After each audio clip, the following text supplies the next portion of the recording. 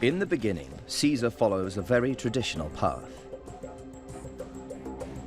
It starts with mastering the one skill essential in public life.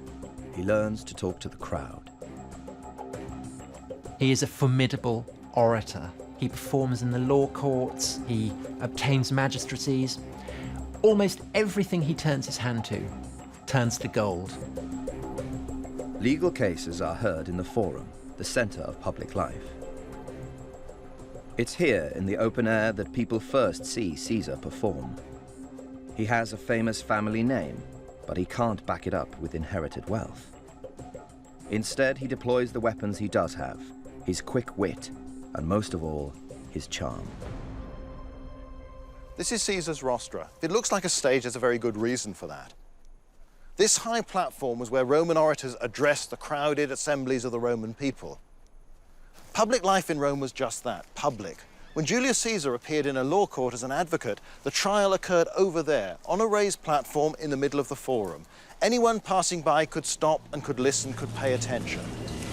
And that was what Caesar hoped for. He had to make the crowd stop. He wanted people to notice him. The outcome of the trial didn't matter half as much as Caesar's fame. Caesar knows his own talent, but he won't rely on that alone. He decides to go and learn public speaking from the best. No matter that it involves a 900-mile voyage to the island of Rhodes. This is the kind of cold calculation that will later make men fear him. On the way, he's kidnapped by pirates and held prisoner.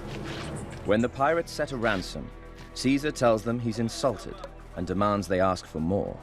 This, at least, is the story he'll later tell.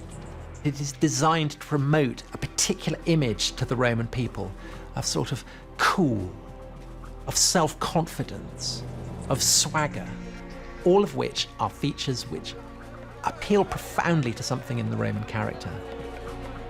When he's released, he tells the pirates he'll be back to kill them. They think he's joking, but he does come back. He crucifies them all. The executions are a matter of public record. For everything else, we have only Caesar's word. But his version of events is the one that hits the street. It's the one that counts. It's not just spin. This man writes his own history. One thing that's very clear about Caesar is that he wanted to be grander than his moment, bigger than mortal, that he was doing what he did for posterity. Time and again, he turns adversity to advantage. When he wins his first minor public office, he's required to stage gladiator games and pay for them out of his own pocket. Caesar has no money to do this, but he isn't fazed. He resolves to put on the most lavish games ever seen. He runs up massive debts, but he banks on winning political capital. Popular support means high office. High office pays. So he's building a fan base as an investment. He is like the owner of a football team who is willing to splash any amount of money to buy the most expensive players and to really rub it in the face of opposing fans. In the past, senators carved up power between them. But Caesar's doing something else. He's appealing directly to the mob. The old guard find it disturbing. His enemies in the Senate, who are well aware of what he's up to, are forced to rush through legislation trying to limit the amount of money that can be spent on gladiators. The Senate is right to be apprehensive.